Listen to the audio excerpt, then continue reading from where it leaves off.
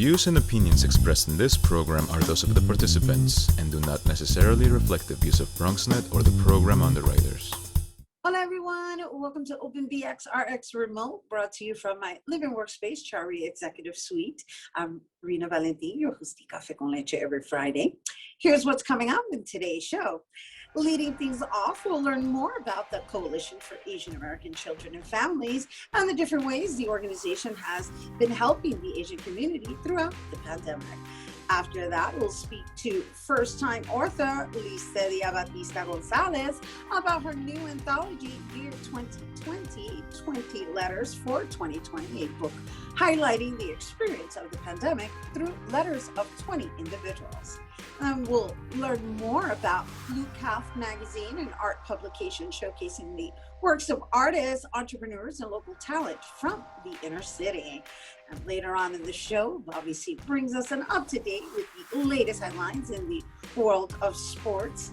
And lastly, this week's Open Artist Spotlight shines on 2020 Brio Awardee, New Yorker spoken word artist, poet, and writer, Destiny Padilla, who will also perform one of her spoken word pieces at the end of the show to kick off National Poetry Month.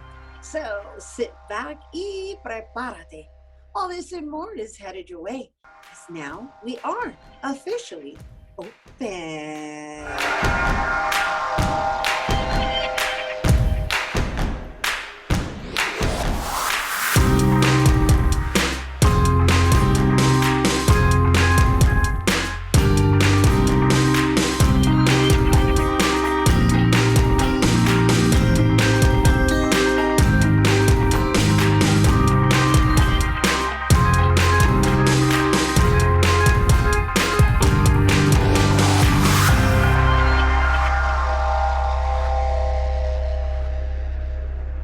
Everyone, welcome to Open. I'm Rhina Valentin, your hostie Café con Leche for the next hour, encouraging you to get social with us online. That is, tweet us and follow us on Instagram at BronxNet TV and like us on Facebook at Open BronxNet Television. And of course, while you're there, you can follow moi on Twitter, FB, Instagram, Stories, and LinkedIn at Rhina Valentin. So the COVID-19 pandemic has led to all types of civil unrest, including the discrimination against Asian Americans. And since the virus's origins being identified as coming from Wuhan, China, there have been verbal, physical attacks, and unnecessary deaths. Organizations such as Coalition for Asian American Children and Families have been in the forefront, dismantling racism, with their efforts being driven by building a progressive voice within the Asian community. And joining us to tell us more, we welcome the Coalition for Asian American Children and Families Co-Executive Director, Anita Gundana. Hello and welcome. Thank you, Rhina. So let's just open up with educating the viewers of what it means to be of Asian descent, right? I think people need to be educated in that realm as well, because you don't necessarily look like one would assume to be the co-executive of the Asian American Children and Families Coalition. That's right, and I get that a lot. So yeah, I mean, at CACF, which is the Coalition for Asian American Children and Families for short, we are constantly talking about the diversity of our Asian American community. You know, we're the nation's only Pan-Asian children's advocacy organization. And by Pan-Asian, we are talking about a huge region of the world. People, New Yorkers, who are Asian American, hail from South Asian countries, India, Nepal, Bangladesh, Pakistan, to East Asian countries, China, Korea, Japan, and Southeast Asian countries like Vietnam, Cambodia. We're also working in close partnership with more of the Central Asian countries and Arab American organizations as well through CACF. So it's really, you know, Asian American is absolutely not a monolith, and that's a stereotype that we often face. Yeah, which brings me to the stereotypes of all of Asian Americans, right? And then there's also the unity within the Asian American community as well. Yeah, so actually it's both, right? So the stereotype is that Asian American is kind of like one thing, right? A monolith that we're all kind of successful, we're the model minority, which is absolutely not true. In fact, Asian Americans face a high level of poverty in New York City. Right here, we have a quarter of our Asian American communities living in poverty. We have high levels of overcrowded housing. We're a heavily immigrant community, upwards of over 70% immigrant, almost 80% immigrant in nature. We have limited English proficiency, speaking multiple tens of languages and hundreds of dialects. So it's a very complicated community facing a lot of challenges and needs. And so I think that the myth of the monolith, the myth of the foreigner is another myth that we face, a stereotype that we're all not from this country. And so, I get this question a lot, oh, your English is so good, you don't speak without an accent. And so it's that, you have to understand Asian Americans have been in this country for generations. For hundreds of years now. And so many of us, like myself, are born here. And many of us don't look like the quote unquote typical Asian American that you would think. So, I do think that these stereotypes have been hurtful to our community, and they are rooted deeply in racism. So racism isn't something new to our community at all, and our communities have faced. And if you think about the diversity within, you think about South Asian communities and the backlash and the, our Muslim brothers and sisters in the backlash after 9/11. You think further back about the incarceration of Japanese Americans during World War II. You think further back of laws and policies that were exclusionary to Chinese Americans back in the 1800s. Which were, by the way, some of the very first immigration laws that were racially targeted. Was the Chinese Exclusion Act back in the 1800s. So racism isn't a new thing for the diversity within our Asian American communities. And, right. Well, diversity, period, within the community of diversity, period, right? Right. And so it's being brought into a light like never before during this particular time. And so I'm just going to refer to the organization in acronyms as well, CACF. What kind of resources are you offering to people in this particular time to assist further with just really dismantling the system? Yeah, so CACF is really committed to building a community around progressive values within the Asian American community. And it is definitely a political identity, Asian American. And so as strongly as we believe in what we call disaggregating our community, or really appreciating and acknowledging what each individual diverse Asian American community or ethnic group is facing, because there are very different challenges across different parts of our community.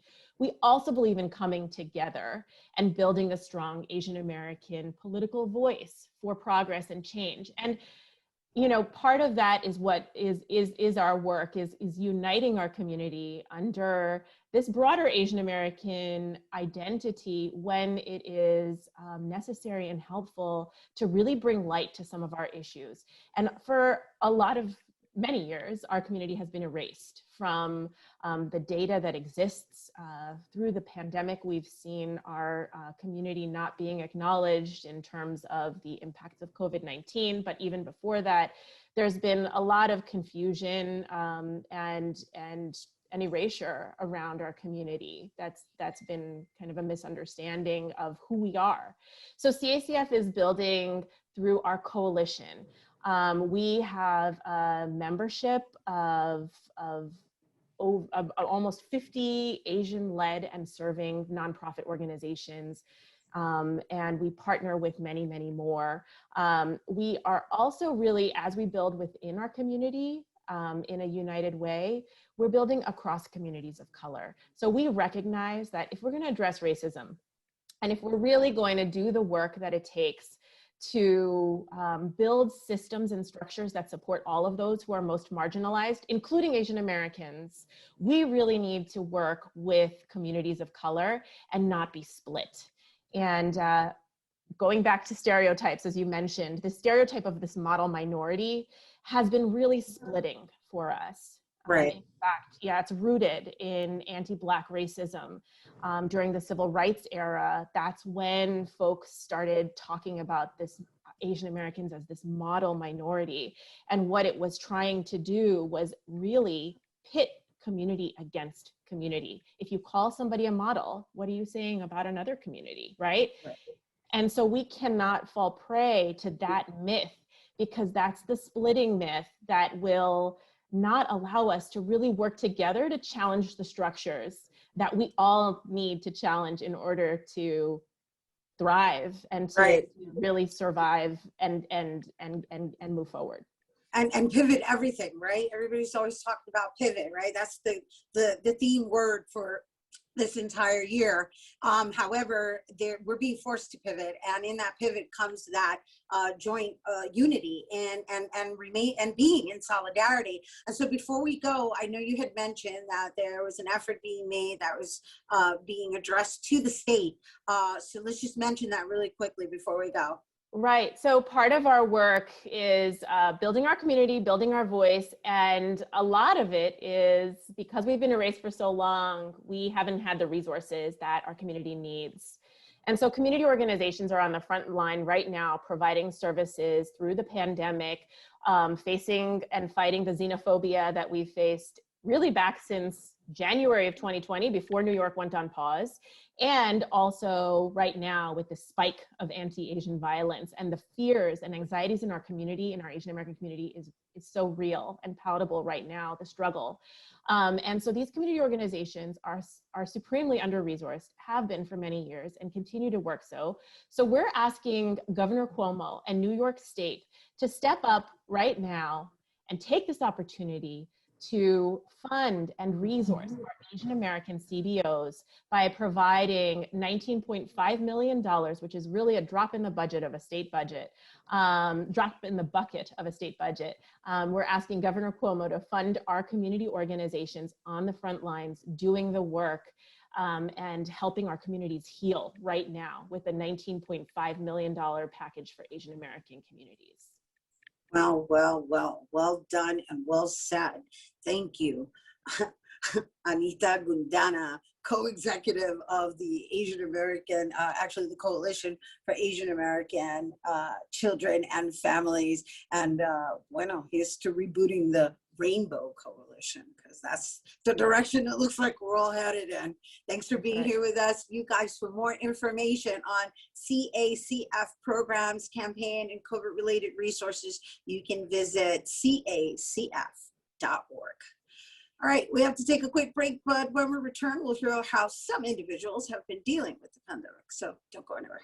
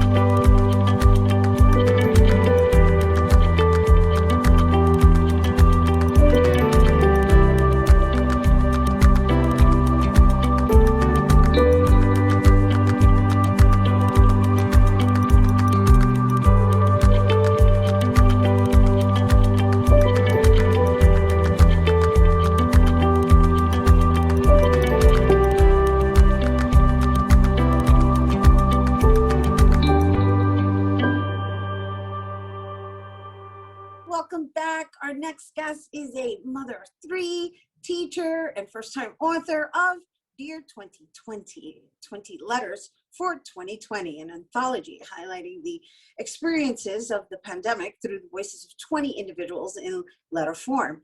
The book captures everything from pain, insight, heartbreak, joy, and most importantly, an unforgettable year. Joining us to tell us more, please welcome author Lissedia Batista-Gonzalez. Hello and welcome. Hi, everyone. Thank you for having me. Well, thank you for finding the time. I mean, I can't imagine.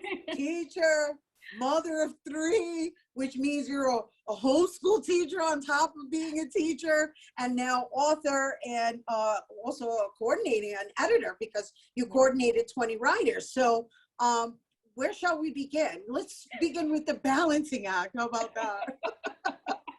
Well, I think as a female, as a woman, it just something that you're used to doing, right? As once you become a mom, you have to learn how to juggle 20 different things at the same time.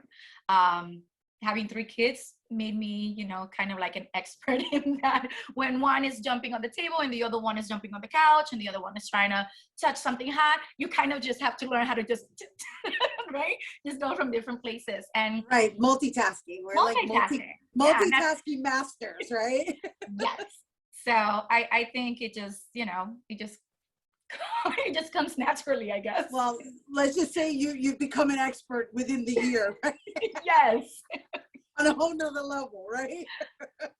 Definitely. So I gotta say, this concept of drafting up letters addressing 2020 and then making it an entire book is really, really brilliant. It really is, because 2020 is, I think, a year that none of us are going to forget. So let's talk about the inspiration and how you selected the writers that were going to be a contribution to this book. So the inspiration just came from the year itself, right? It was like you mentioned, right? It was a crazy year. A lot of us experienced it very differently. And so towards the end of the year, around, the last 2 weeks of December, all I can see on my social media was, forget 2020. I can't wait for 2020 to be over. This was the worst year. But at the same time, I was just reflecting on it and thinking back to my friends. I have friends who welcomed their first child. I have friends who bought their first home, right? And so, I was sitting at the dining room table with my husband, and I had that conversation with him. Well, I just wrote out the question and I said, what do you think about 2020? And he looked at me puzzled, like, what do you mean? I said, well, like, how would you describe it? Like, what do you think about it? Because, and I explained to him, this is happening on social media. He doesn't really have social media, so he's oblivious to anything that goes on there. And so we were just like having this conversation. He humored me, of course, as he always does, with my crazy ideas. And we talked about our friends and everything that I just mentioned to you, the ones with a new baby, the ones that lost their jobs, the ones that dealt with losing maybe losing a relative, and all those different things. And so I said, this would be a great book idea. Why it is a great book idea. Ask my friends and let them reflect and kind of just give them an opportunity to also let it out. I figured just sit down and let it out. And that's how I presented it to them as well. I say, if you're willing to reflect on the year and share your reflection with me, I would really appreciate it, because I'm thinking about this book idea. And that's really how the whole thing came about. And so I also understand that a lot of the letters were written in a form of addressing a person, as if though 2020 were a person. As if it was a person that you were in a toxic relationship with. And so when I sent the text, I was like, so if you can write a letter or reflect on the year as if it was a partner you wanted to break up with, what would you say? And a lot of people thought that was brilliant. That was, oh, that's really cool. Let me go for it.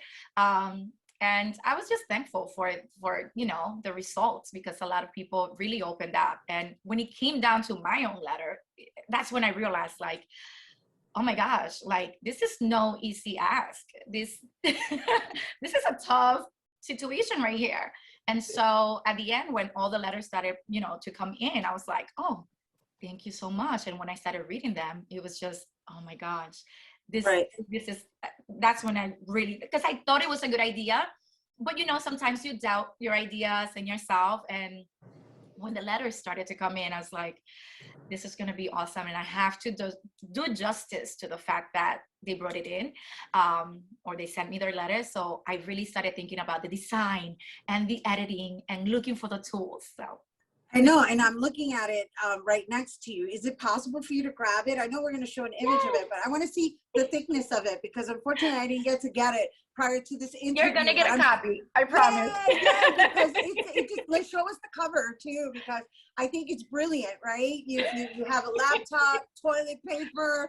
Absolutely. All the things that symbolize 2020. We needed to have the mask, the 6 feet apart, you know, the home, because we were all home. And the laptop, virtual teaching over here and virtual learning and just virtual everything. We were having virtual birthdays, virtual meetings, just overall, everything just became, laptop became number one. And of course, you know, the infamous coronavirus.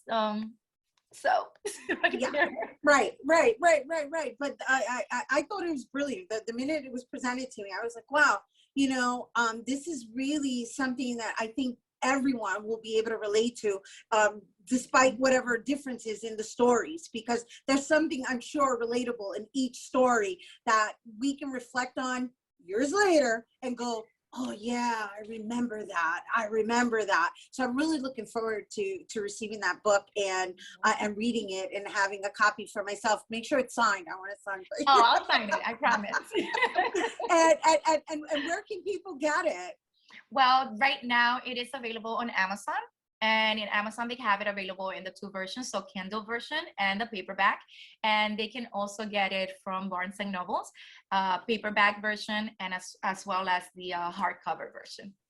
Do you think you'll be drafting up for 2021 since 2020 seeped into 2021? You know, I already started thinking about it. I told my husband, and you know, everybody was so excited about 2021. So, you know, one of the working titles is 2021. It wasn't your fault. So, you know, it really wasn't 2021's fault. It was 2020. And so that's one of those things that I'm like playing around with. But I do have a couple more projects, and I do love the idea of an anthology, because what's better than one story is different stories. Because also when you're thinking about social media, that's what it's all about, right? You see something and you move on. And right. So 2020 was, I thought about it. I was like, this is perfect for this, you know, whole social media environment that we have right now, where you could read one story and guess what? I'm going to move on to the next. And so, you know, yes, I'm thinking about that year 2021. So we'll see. Who knows? I already like the working title. I already like it. Thanks for bringing it wasn't your fault. It's perfect. I love it. Oh my gosh. Thanks for bringing it here to our viewers, everyone. Once again, that's Lissedia Batista-Gonzalez, author of Dear 2020, 20 Letters for 2020. And it's available on Amazon and it's at Barnes & Noble. And for more on Lissedia, you can check her out on Instagram at Lissedia_Batista. All right, we have to take a quick break, but when we return, we'll learn about a magazine showcasing some of the most talented artists and entrepreneurs in the Bronx. Don't go anywhere.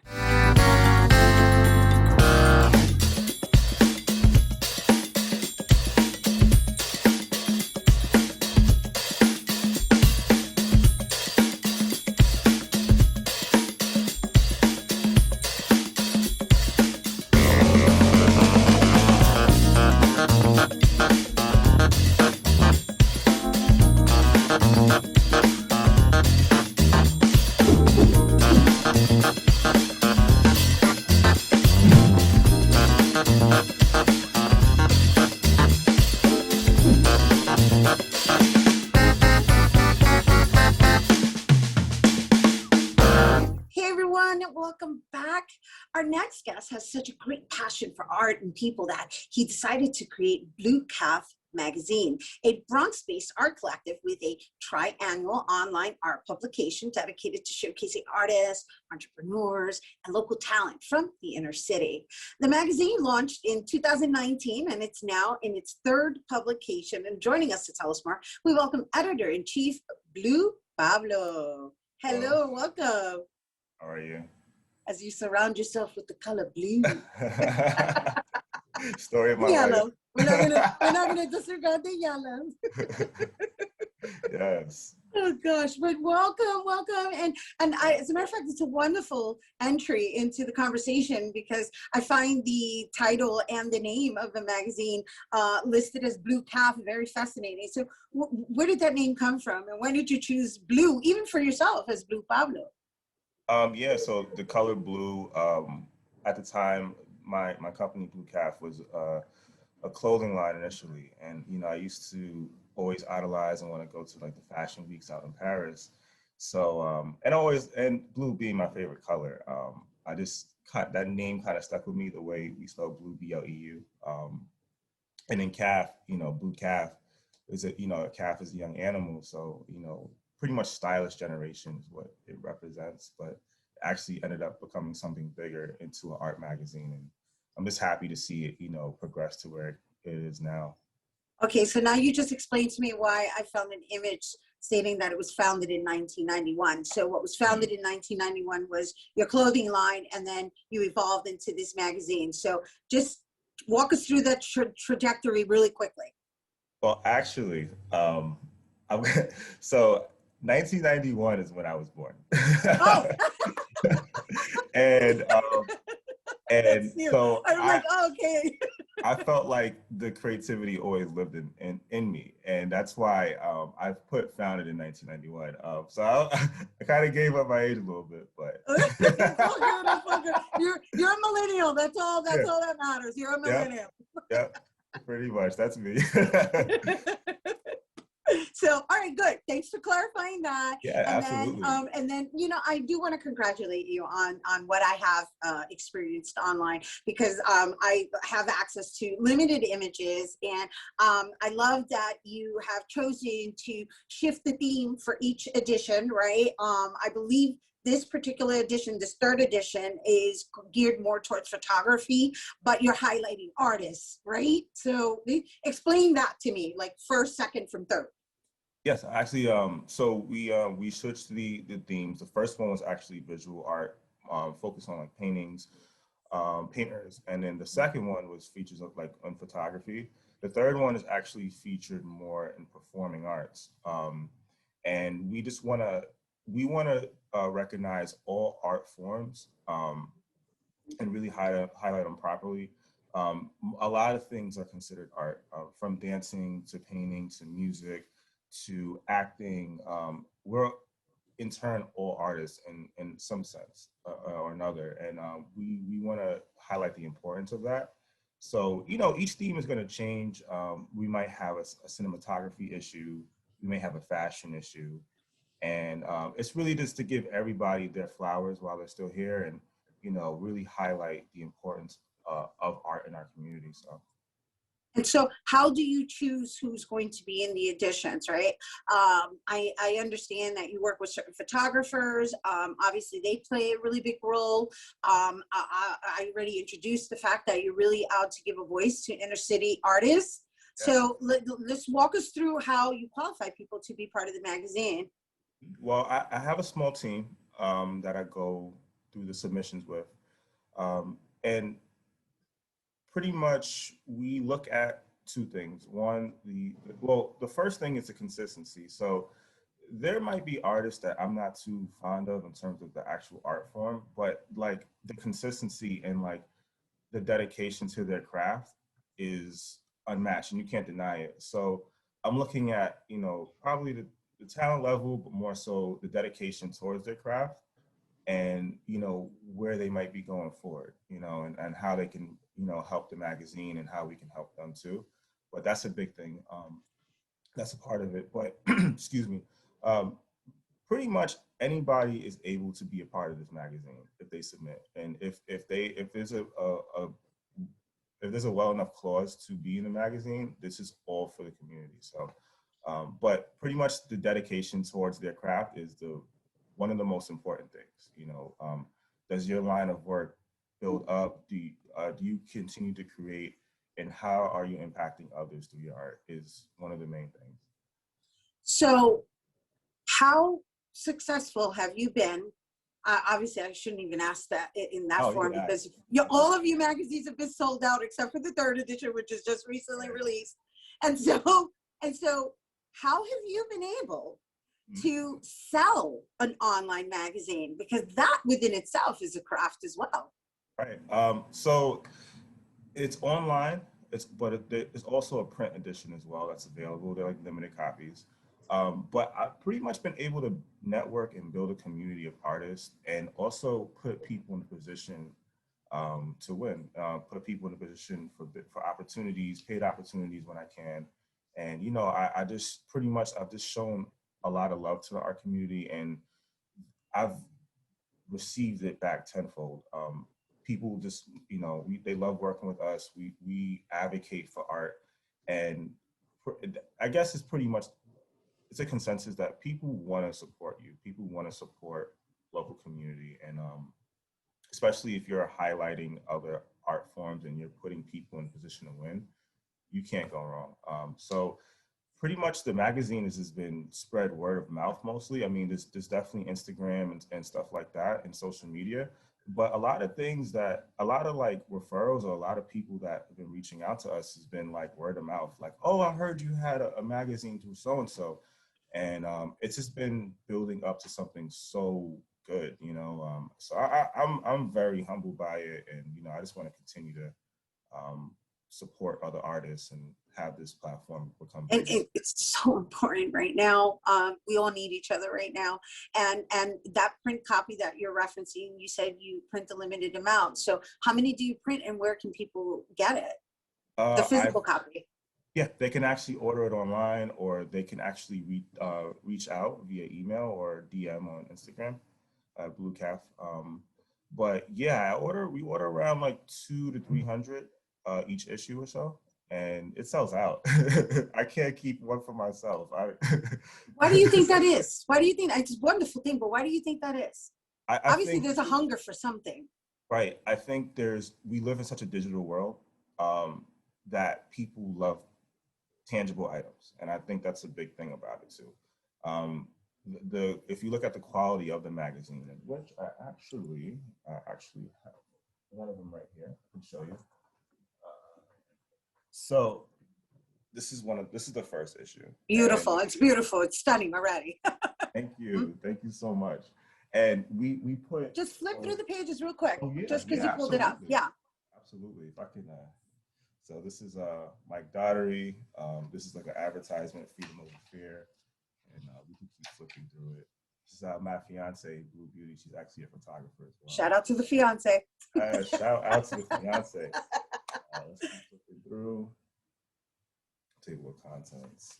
And so it consists of people of color, the entire magazine.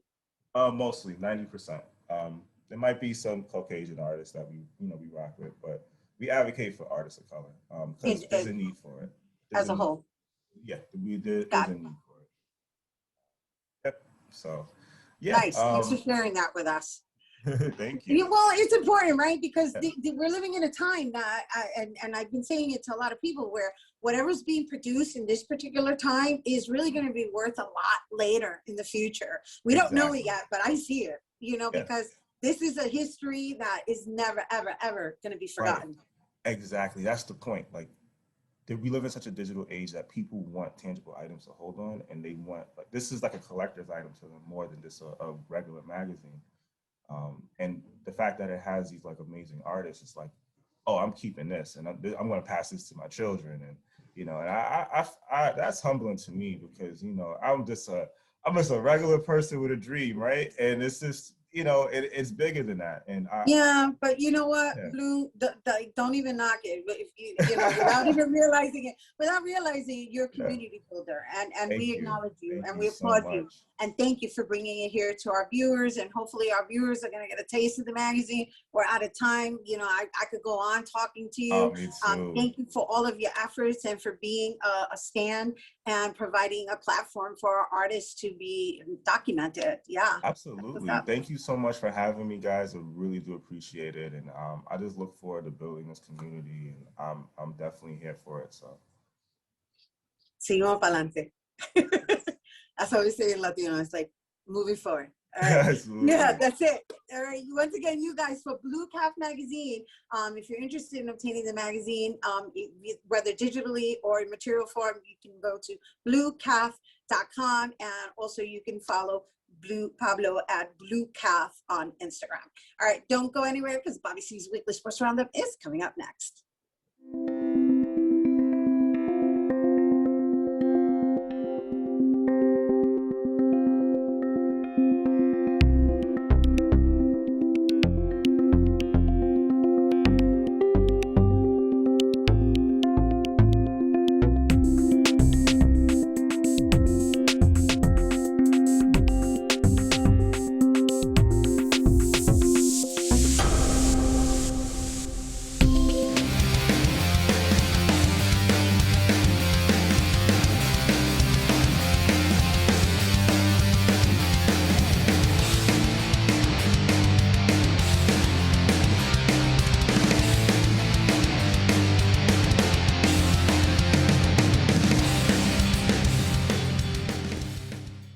Baseball is officially back. The Yankees and Mets opened the season yesterday. We caught up with both clubs in gearing up for opening day, and that includes new protocols for the reduced number of fans at Yankee Stadium. We're very excited to have our fans back in the stadium, and we appreciate their patience and understanding throughout this entire process, and recognize that Thursday will be a completely new experience for them at Yankee Stadium. So yes, concession stands will be open, but there is a distancing requirement, and we'll have markers and signage all over to help people understand where and how to do that. But it should be a seamless, recognizable experience as they've had in the past.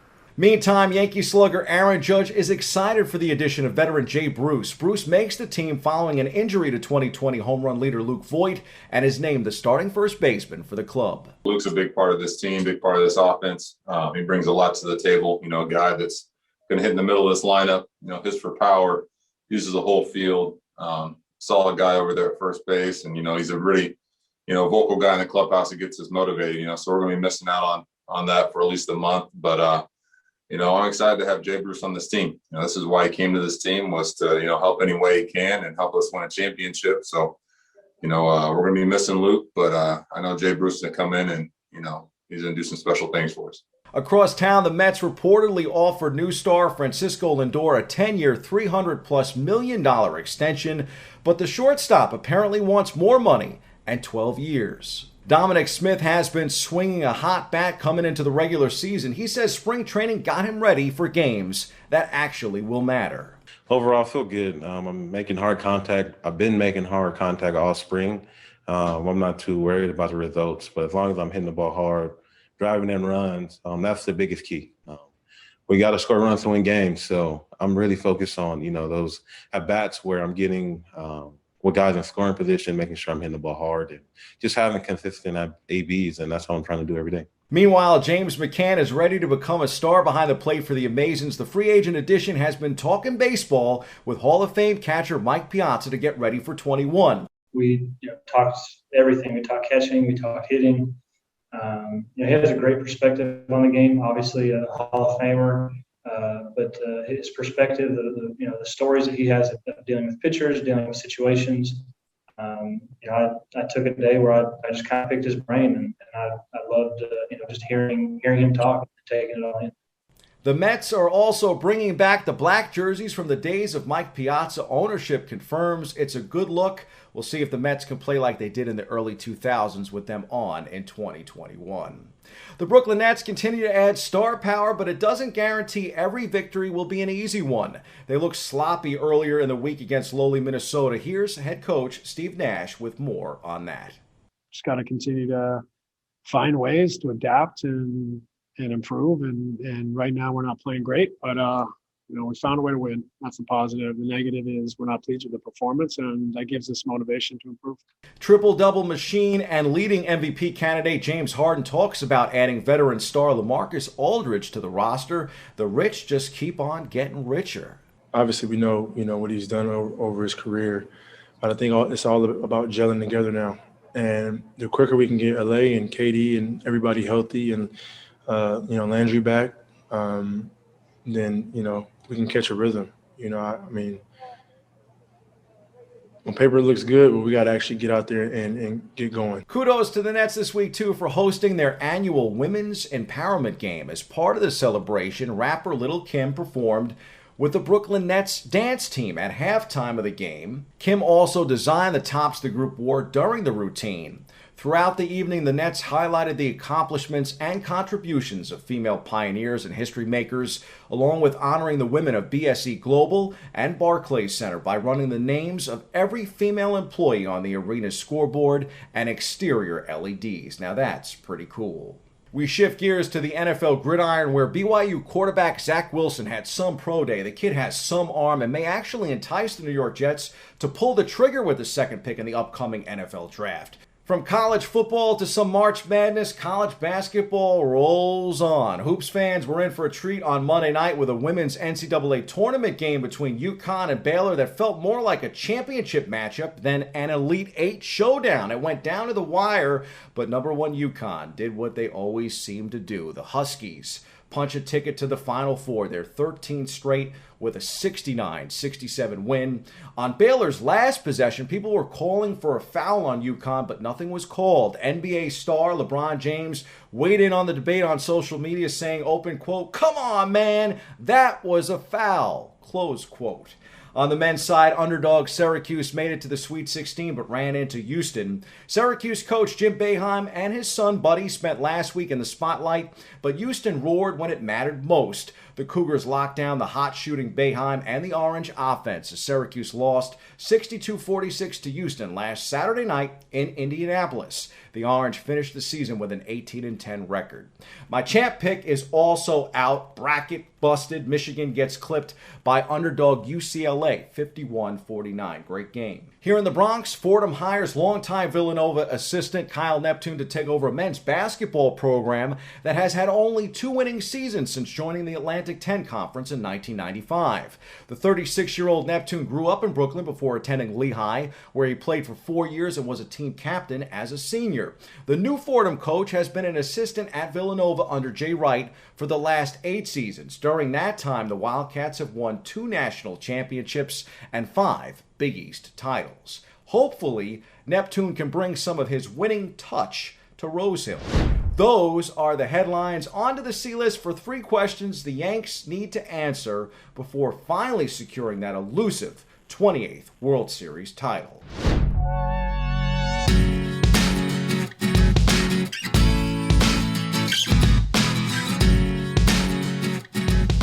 It's so great to have baseball back this spring, and it's even better to see some fans being able to enjoy the big ballpark in the Bronx. As we've said all along, progress is key. Little steps back towards normalcy during the COVID-19 pandemic. As for the team on the field, there are 3 questions I believe the Pinstripers need to answer before reaching the pinnacle of the sport again. Question number 1, can this year's edition finally stay healthy enough to keep all of the important components together to not only reach the Fall Classic, but to win it all? The American League East is actually not that strong, and the AL as a whole may not be as good as the National League. I think the LA Dodgers and San Diego Padres, along with the Bronx Bombers, are the 3 best teams in baseball coming into the season, at least on paper. The Yanks will need to take advantage of the weaker division and run away with the East. Start there, stay healthy, and then be ready for the postseason. Question number 2. Seems like the same story year after year. How's the pitching depth for the Yankees? Well, the Yankees have plenty of question marks there again, but with the same token, they have some questions that could easily bear fruit, like Corey Kluber returning to Cy Young form, and Domingo Germán looking like the pitcher from 2 years ago that we saw in the Bronx. But then there's that chance that both of those starters don't regain that form. Same with youngsters like Davy Garcia. High expectations, small sample size. The Pinstripers are banking on greatness from Garrett Cole and plenty of success from a bullpen that didn't look as good in 2020 as it did the previous 2 seasons. Pitching Pitching and more pitching tends to be what proves most fruitful in October. And then, of course, question number 3, can the Yankees help Gary Sanchez and Gleyber Torres continue on their initial career arc of becoming all-time pinstripe legends? Torres had a down 2020 campaign. I won't hold it against him. But there is some concern nonetheless. He's an important cog in the machine and might actually be the face of the team when everything is said and done. Right now, the best player on the Yanks, all things considered, is DJ LeMahieu, while Aaron Judge, the homegrown product and injury-prone star, is the face of the organization and maybe the face of baseball too. Torres can be great, like legendary great. They'll need plenty of his bat and more from him at shortstop to win a title in 2021. Same with Sanchez behind the plate. I believe this is the last opportunity the Yankees will give him. His offense has gone the other way, and his play behind the plate, aside from throwing runners out, has also declined. At one point, Sanchez seemed like the best hitter of the bunch, but that was 2017. His stock has fallen so much, I'm not even sure the Yanks could get much for him in a trade. But if he resembles Gary of 2017 and Torres plays like Gleyber of 2019, the Bombers will have answered a crucial question in their quest to break their championship drought. That's your sports. I'm Bobby C. Tune in Monday for our chat with baseball great Ron Swoboda.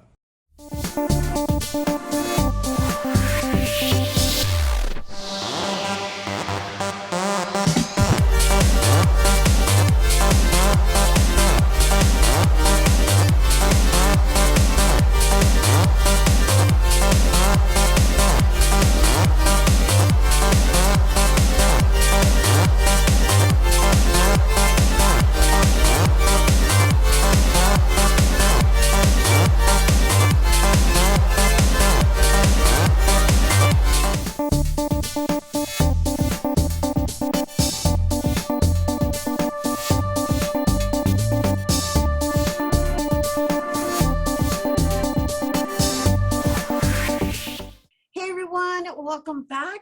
April is a National Poetry Month, and our last guest is a spoken word artist, poet, and writer from the Bronx. Her poetry focuses on topics such as mental health awareness, New York City, women, and Latinx identity. She's performed at various venues such as the New York Poets Cafe and the Bowery Poetry Club.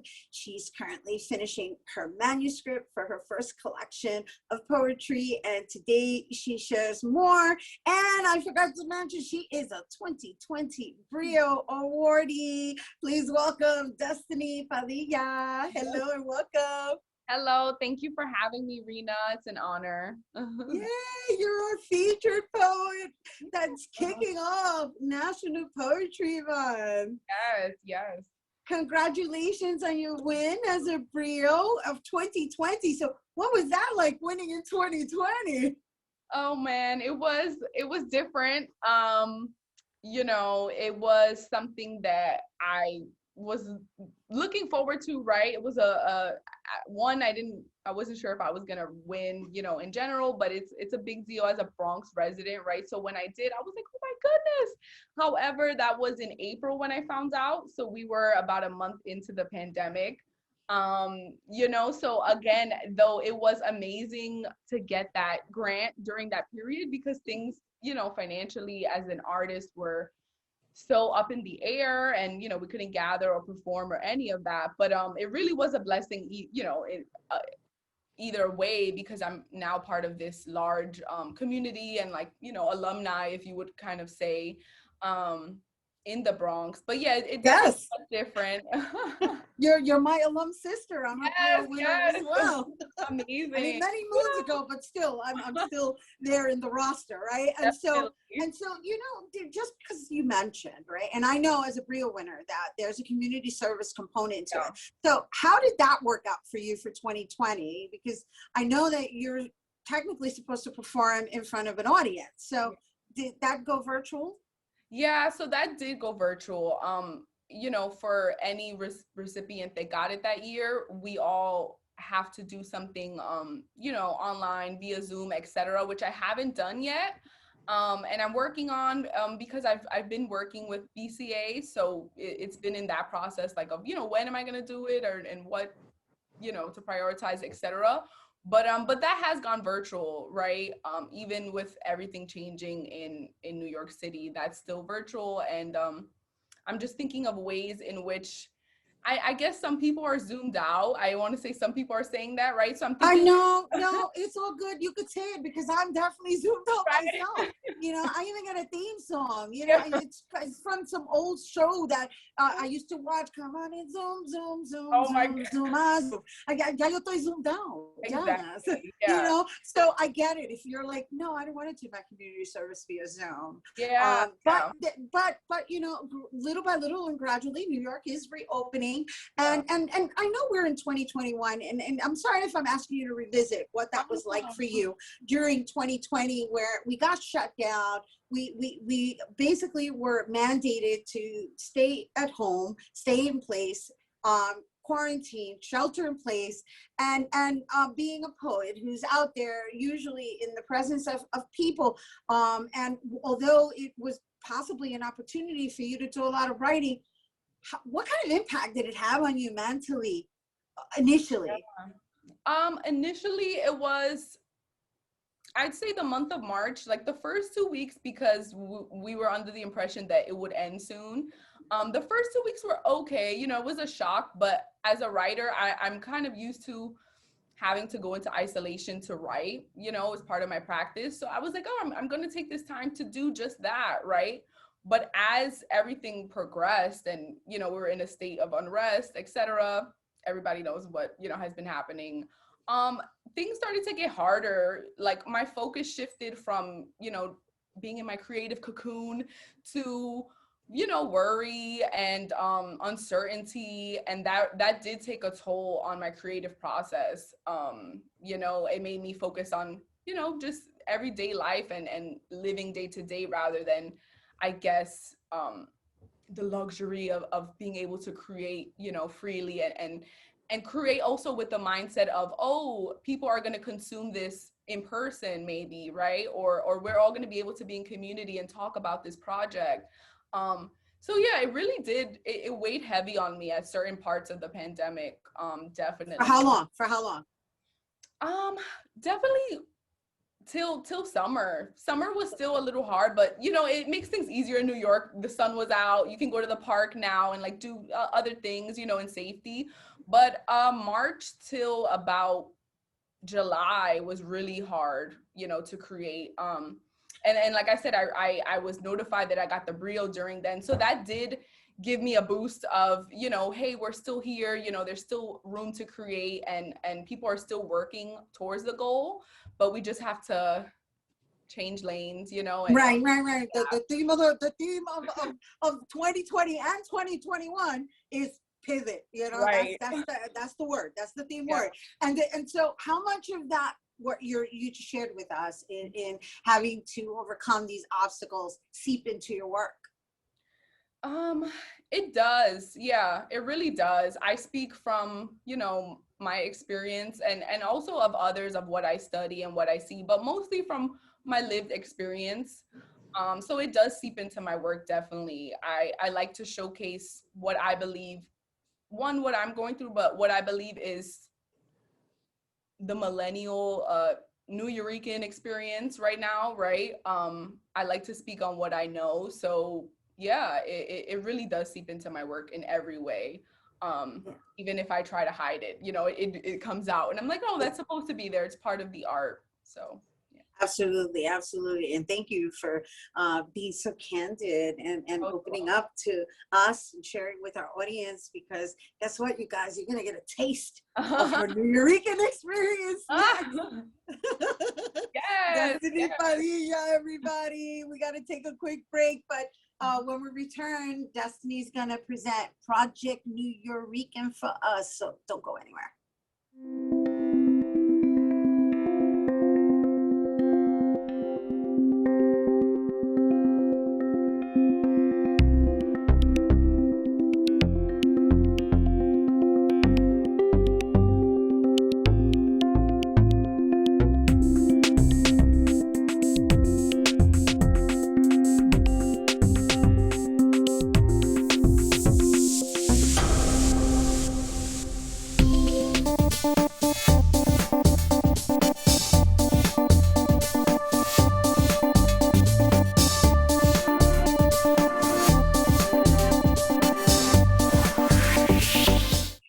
everyone. Welcome back. Here now to perform Project New Yorican. Please welcome poet Destiny Padilla. Genepas y mangos mounted onto museum walls called history. They keep making us history. I am New Yorican stained because of capitalism. When I visit my island, they don't look at me the same. Why should they? I get to call myself Puerto Rican while living with electricity that doesn't play peekaboo whenever the government wants it to. Privilege on the soles of my holeless Jordan shoes. They sold the American dream to Abuelita, but they made sure she couldn't read the terms and conditions. Literacy saved only for wealthy politicians. Bronx and Brooklyn tenements infested with remix of the island. In the summer, we flourish with barbecues and block parties. Music so loud the ears of whites hear it as white noise.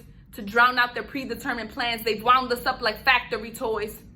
If you take a people and displace them from their native land, sell them a shiny dream without too much sun or sand, but cement-filled streets that cut us open when we land, like a bridge to diversity, when what we've become is a dam, flooded and floating out into the diaspora. But we don't want to die poor anymore. Let's use literacy as resistance, because imagine what we could do if all of us could actually read. We'd come together, help, and lead our people who are in need of basic human necessity.